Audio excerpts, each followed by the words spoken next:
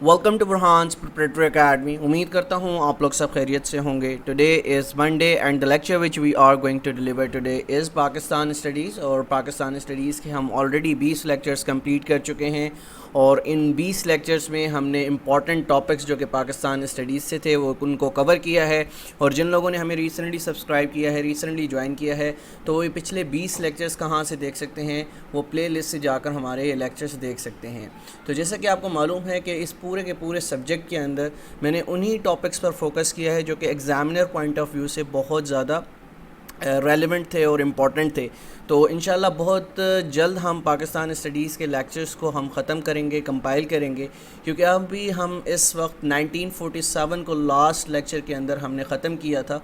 और आपको मालूम होगा कि हमने इस पूरे सिलेबस को जिस तरह से लेकर चले हैं वो 712 से हमने स्टार्ट किया था, 712 ईस्वी से। और हर एक साल के अंदर जो भी इम्पॉर्टेंट इवेंट हुआ है उसको लेते हुए अब हम पहुंच चुके हैं 1947 तक। तो आज के लेक्चर में हम ऑनवर्ड्स जो भी 1947 के अंदर इम्पॉर्टेंट इवेंट्स हुए और बाद में जितने भी इवेंट्स आने वाले हैं till the date of today, तो वो हमने डिस्कस करना है पाकिस्तान स्टडीज़ के अंदर। तो आज का लेक्चर हम स्टार्ट करते हैं सबसे पहले first constituent assembly of Pakistan.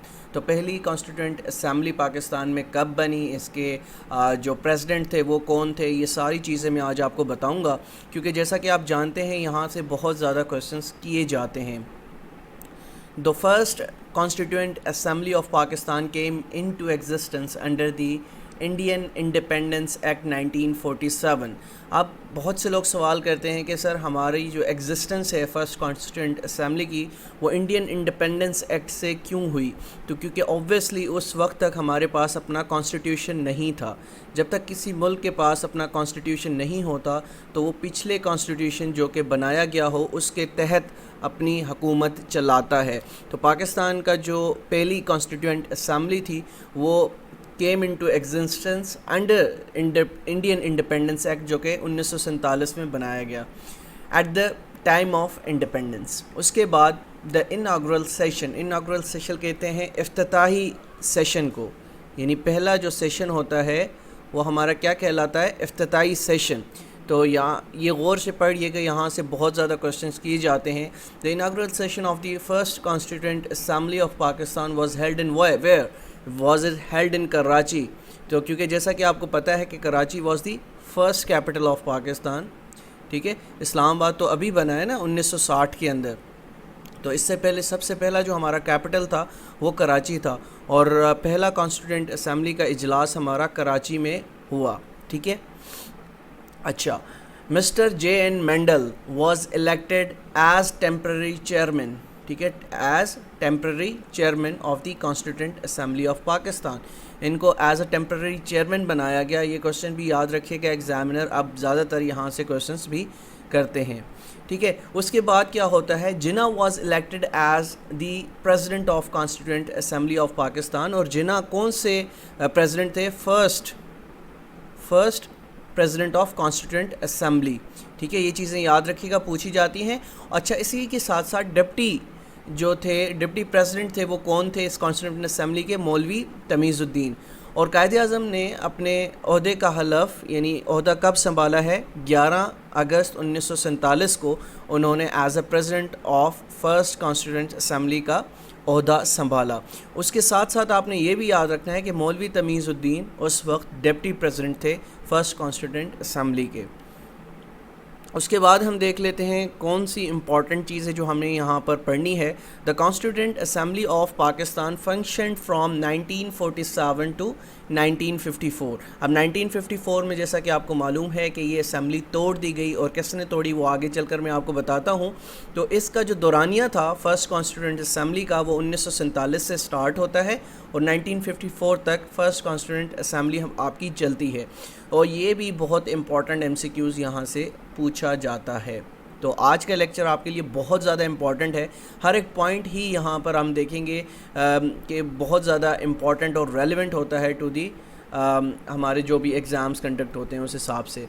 There were 69 members in the constituent assembly. तो याद रखिएगा स्टार्टिंग डेज़ के अंदर ये मेंबर्स कितने थे, ये 69 ممبرس تھے. اب کیا ہوتا ہے, this number was increase 79 later to give representation to the princely states and refugees.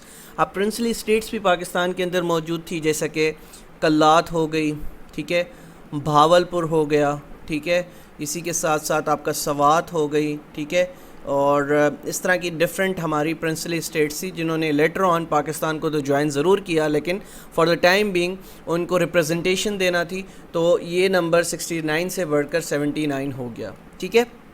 اس کے بعد there was a clear majority of Muslim league in the constituent assembly of Pakistan. تو مسلم لیگ کے پاس ایک سمپل میجورٹی موجود تھی جو کہ 60 ممبرس تھے آؤٹ آف 79, ٹھیک ہے, یعنی 60 ممبرس تھے 79 سے ٹوٹل ممبرس تھے, اور ان میں سے 60 کس کے پاس تھے, مسلم لیگ کے پاس تھے. تو اس کا مطلب ہوا کہ مسلم لیگ کے پاس کلیئر میجورٹی موجود تھی.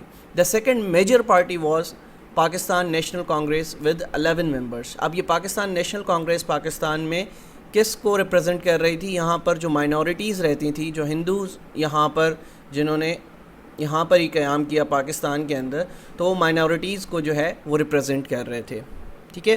اس کے بعد آگے بڑھتے ہیں. The third party was the Azad group with 3 members.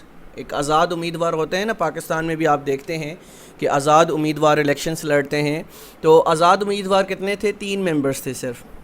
اس کے بعد the constituent assembly was suspended by the governor general Ghulam Muhammad. اب یہ آپ نے بہت امپورٹنٹ MCQs ہے, یہ یاد رکھنا ہے کہ پہلی کانسٹیٹیوئنٹ اسمبلی 1954 میں کس ڈیٹ کو بھی یاد رکھے گا کہ 24 اکتوبر 1954 کو کس نے توڑی, تو وہ غلام محمد نے توڑی, اور یہ تھے اس وقت گورنر جنرل, ٹھیک ہے. یہ آپ نے چیزیں یاد رکھنی ہے. اور جیسا کہ آپ کو پتہ ہے کہ آرٹیکل 18 امینڈمنٹ آنے سے پہلے صدر کے پاس اختیار ہوتا تھا کہ وہ اسمبلیاں توڑ سکتا تھا, لیکن جب ہماری 18ویں ترمیم انٹروڈیوسڈ ہوئی تو جو 58(2) بھی ایک آرٹیکل تھا اس کو کیا کر دیا گیا, اس کو آئین سے نکال دیا. اب یعنی صدر کے پاس یہ اختیار نہیں ہے کہ وہ اسمبلیاں توڑے, ٹھیک ہے. On the request of prime minister صدر یہ اقدام اٹھا سکتا ہے, لیکن خود سے یہ اقدام وہ نہیں اٹھا سکتا. He stated that the Constituent Assembly had lost the confidence of people. اب ان کی جو اس نے کیوں توڑی, کوئی نہ کوئی وجہ ہوتی ہے کسی بھی چیز کو جو ہے وہ توڑنے کی, یعنی اسمبلی توڑنے کی کوئی وجہ ہوتی ہے. تو انہوں نے کہا کہ جو کانسٹیٹیوئنٹ اسمبلی ہے انہوں نے اپنا کانفیڈنس کھو دیا ہے, کیونکہ کانسٹیٹیوئنٹ اسمبلی جب بنی تھی تو ان کو چند ایک چیزیں یعنی ایز اے ٹارگیٹ دیا گیا تھا کہ آپ نے یہ چند چیزیں جو ہے اس دورانیے کے اندر کرنی ہے, جس میں سے جو سب سے میجر چیز تھی وہ پاکستان کا کانسٹیٹیوشن بنانا تھا. تو جیسا کہ آپ کو پتہ ہے کہ کانسٹیٹیوشن آف پاکستان 1956 میں انٹروڈیوس ہوا, یعنی پاکستان کو کانسٹیٹیوشن حاصل کرنے کے لیے تقریباً 7 سال لگ گئی, 9 سال لگ گئے, ٹھیک ہے. تو اسی وجہ سے غلام محمد کا یہ موقف تھا کہ جو کانفیڈنس جو ہے کانسٹیٹیوئنٹ اسمبلی میں جتنے بھی ممبرس ہیں یہ اپنا کانفیڈنس کھو چکے ہیں. جو یہ وعدہ کر کے آئے تھے کہ یہ کانسٹیٹیوشن بنائیں گے تو وہ انہوں نے نہیں بنایا, اس وجہ سے انہوں نے یہ اسمبلیاں توڑ دی. اس کے بعد ہم جو ٹاپک پڑھیں گے وہ ہے ریڈ کلف ایوارڈ. ریڈ کلف ایوارڈ کیا ہے اس کو ہم ڈیٹیل سے آج پڑھ لیتے ہیں. Radcliffe Award was the outcome of an official plan announced by the Lord Mountbatten on 3 June 1947 regarding the partition of India into 2 separate sovereign states, India and Pakistan. تو last lecture کے اندر ہم نے آپ کو یاد ہوگا 3 جون plan پڑھا تھا اور ڈیٹیل سے پڑھا تھا. اب ریڈ کلف ایوارڈ اسی کا ایک عکس تھا. اب لارڈ جو ریڈ کیلف تھے انہوں نے جو 3 جون کا پلان لارڈ ماؤنٹ بیٹن نے بنایا تھا اس کے اکارڈنگلی پارٹیشن کرنی تھی, یعنی حد بندی کرنی تھی, ٹھیک ہے, تاکہ انڈیا اور پاکستان کی حد بندی کر کے ان کو بتایا جائے کہ آپ کی باؤنڈریز کون سی ہیں اور آپ کے جو اسٹیٹس ہیں یا کوئی بھی آپ کی جگہ ہے وہ کون سی ہے, ٹھیک ہے. اب اس کو کیا کہتے ہیں, the Radcliffe line is the boundary demarcation between India and Pakistan. یہ بھی بہت امپورٹنٹ MCQ سے پوچھا جاتا ہے کہ ریڈ کلف جو لائن ہے وہ کن 2 ملکوں کے درمیان ہے, انڈیا اینڈ پاکستان کے درمیان ہے. اور سم ٹائمز پوچھا جاتا ہے کہ ریڈ کلف لائن جب بنی تو وہ کیا ڈیٹ تھی. تو ڈیٹ کا میں آگے چل کر آپ کو بتا دیتا ہوں. 17 اگست 1947 کو ڈیمارکیشن ہوئی ہے. تو it is a boundary demarcation in Punjab and Bengal provinces, ٹھیک ہے. تو ان 2 جو یہ صوبے تھے ان کے درمیان یہ باؤنڈری لائن بنی, ٹھیک ہے. It was named after Sir Cyril Radcliffe the architect of Radcliffe Line. ٹھیک ہے, تو سر ریڈ کلف کون تھے؟ یہ آرکیٹیکٹ تھے ریڈ کلف لائن کے. He was the joint chairman of the boundary commission for 2 provinces. 2 provinces کون سے؟ ایک پنجاب, دوسرا بنگال. ٹھیک ہے, اس کے بعد دی ایوارڈ واز اناؤنسڈ آن 17 اگست 1947. تو یہ ڈیٹ بھی بہت زیادہ پوچھی جاتی ہے, ایم سی کیوز آپ کا یہاں سے بن سکتا ہے کہ ریڈ کلف ایوارڈ جب اناؤنس کیا گیا وہ کیا ڈیٹ تھی.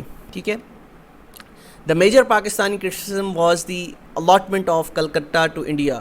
اب ویسے تو قائد اعظم کو یہ پورا کا پورا جو ایوارڈ تھا یہ نامنظور تھا, لیکن جو میجر کرٹیسزم کیا گیا وہ یہ تھا کہ کلکتہ کا جو علاقہ تھا وہ انڈیا کو پرووائڈ کر دیا گیا. اور اسی طرح سے فیروز پور کے حوالے سے بھی چند ایک چیزیں ہوئی ہیں جو آگے چل کر میں آپ کو بتاتا ہوں. District Firozpur were first allotted by the Radcliffe to Pakistan.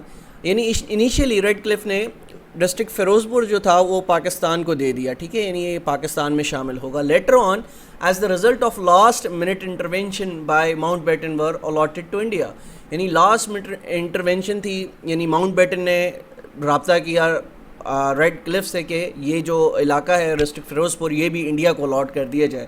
اب کیونکہ ماؤنٹ بیٹن جو لاسٹ وائسرائے تھے انڈیا کے, ان کے تعلقات بڑے اچھے تھے. جو مین لیڈرز تھے انڈیا کے, جو ٹاپ اسٹریم لائن کے لیڈرز تھے, ان کے ساتھ جو ہے وہ ایون یہاں تک کتابوں میں ملتا ہے کہ ان کے ساتھ یہ آنا جانا کھانا پینا, even they were stayed their nights in their homes. ٹھیک ہے, تو وہ اپنی راتیں بھی وہاں پر گزارتے تھے لارڈ ماؤنٹ بیٹن.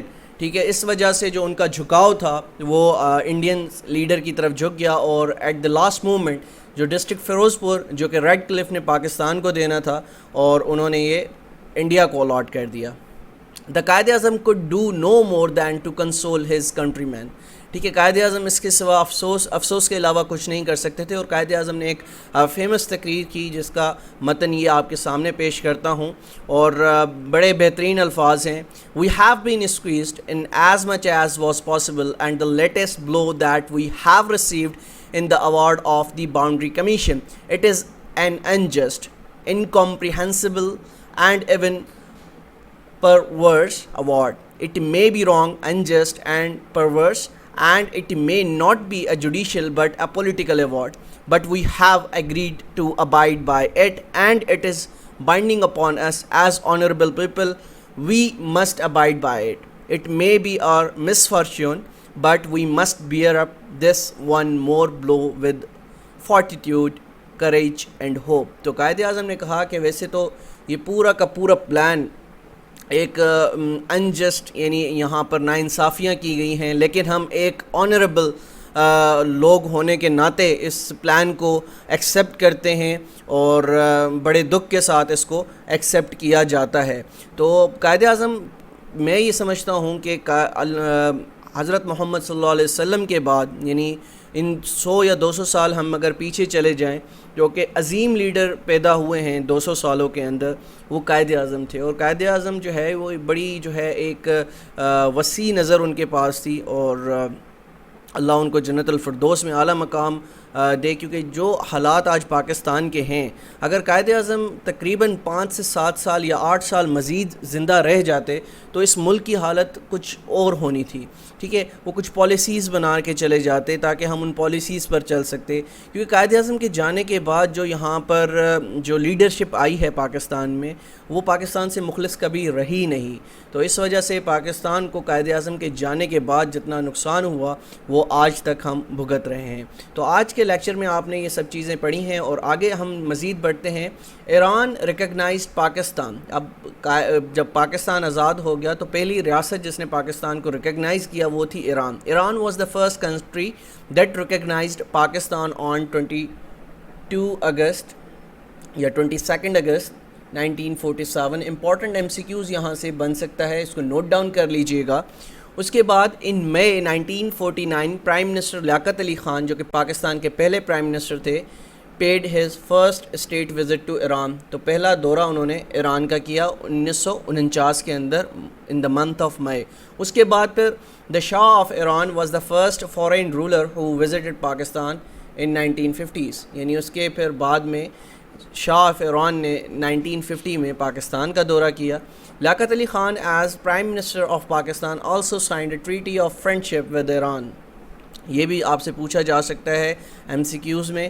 ٹھیک ہے. اس کے بعد Quaid Azam Muhammad Ali Jinnah Pakistan founder had appointed one of his trusted lieutenants Raja Ghazanfar Ali Khan as Pakistan's first ambassador to Iran. تو یہ بھی پوچھا جا سکتا ہے, امپورٹنٹ MCQs بنتا ہے یہاں سے کہ پہلے ایمبیسڈر جو بنے ہیں پاکستان کے ایران میں وہ کون بنے ہیں, راجہ غضنفر علی خان. اس کے بعد Quaid Azam visit to refugees camp. ٹھیک ہے. On September 17 1947 Quaid Azam accompanied by Fatima Jinnah visited refugees camp in Karachi. تو 17 سپٹمبر 1947 کو قائد اعظم محمد علی جناح نے اپنی بہن کے ساتھ ریفیوجیز کیمپ کا دورہ کیا جہاں پر پرسان حال مسلمان لوگ موجود تھے. اس کے بعد موسٹ امپورٹنٹ MCQs یہ آپ جانتے ہی ہیں کہ ہمارا پیڈ سیشن ہے, وہاں پر ہم آپ کو یہ سارا کا سارا لیکچرز PDF فارمیٹ میں پرووائڈ کرتے ہیں, اور PDF فارمیٹ کے ساتھ ساتھ آپ سے مہینے میں 2 موک ٹیسٹ لیے جاتے ہیں, اور 2 موک ٹیسٹ کے ساتھ ساتھ آپ اس میں جو ہے کیا کر سکتے ہیں, یعنی پر ڈے آپ کو 20 کویسچنس پاسٹ پیپر سے مل سکتے ہیں. تو ایڈمیشن لینے کی آخری تاریخ جو ہمارا نیو سیشن سٹارٹ ہو رہا ہے وہ ہے 28 جون. ٹھیک ہے. اس سے پہلے آپ ہمارے اس سیشن کے اندر جوائن کر سکتے ہیں, ہمیں ہمارا ساتھ دے سکتے ہیں اور آگے مزید پڑھ سکتے ہیں, اور PDF فائلز جو کہ آپ لوگ ریکویسٹ کرتے ہیں وہ بھی حاصل کر سکتے ہیں. تو ملتے ہیں انشاءاللہ کل ایک نئے لیکچر کے ساتھ. جب تک اپنا بہت خیال رکھے گا. اللہ حافظ.